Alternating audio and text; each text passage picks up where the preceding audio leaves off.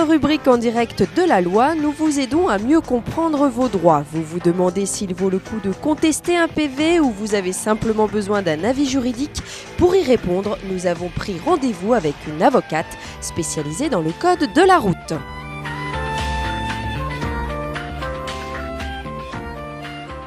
Alcoolémie, grand excès de vitesse, normalement, c'est les causes. Après, je vois pas d'autres causes, mais normalement, c'est ça. Pour ceux qui travaillent, c'est pas évident aussi.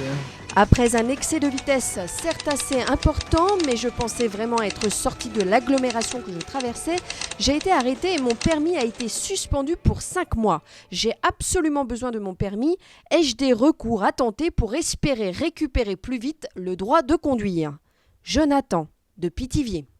Alors vous avez en effet un recours, puisqu'il s'agit d'une décision administrative qui vous est défavorable. Vous pouvez tout à fait effectuer ce qu'on appelle un recours gracieux auprès de l'autorité préfectorale qui a pris cette décision. Alors pour ce faire, vous devez justifier et donc transmettre tous les éléments lui permettant de voir que votre permis de conduire vous est indispensable.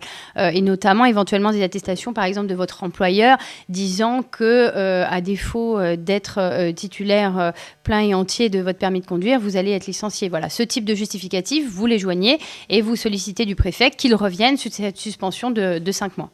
Et en pratique, ça marche quand même. Il y a de l'espoir de voir le préfet revenir sur cette décision ? Alors, il y a de l'espoir, mais en pratique, il faut être très honnête, ça arrive très peu souvent. Le plus souvent, lorsque ça intervient, c'est parce qu'il y a, par exemple, l'automobiliste a en charge une personne handicapée ou quelqu'un de son entourage dont il s'occupe de manière quotidienne, par exemple. Donc voilà, plutôt pour des motifs médicaux et pour les motifs professionnels, c'est plus rare.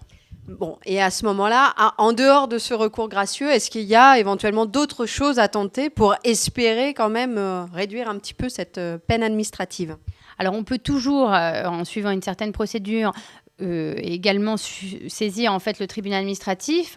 La seule difficulté, c'est que le plus souvent, la décision que vous obtiendrez, donc le jugement du tribunal administratif, interviendra bien au-delà de la suspension de 5 mois que vous aurez déjà effectuée. Donc, tout l'intérêt de la procédure se trouve à ce moment-là amoindri.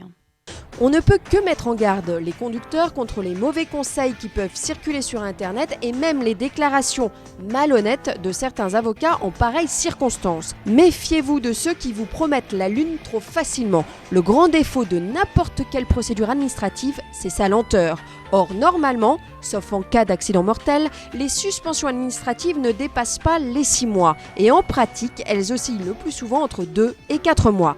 Cela ne laisse guère le temps de réussir quoi que ce soit.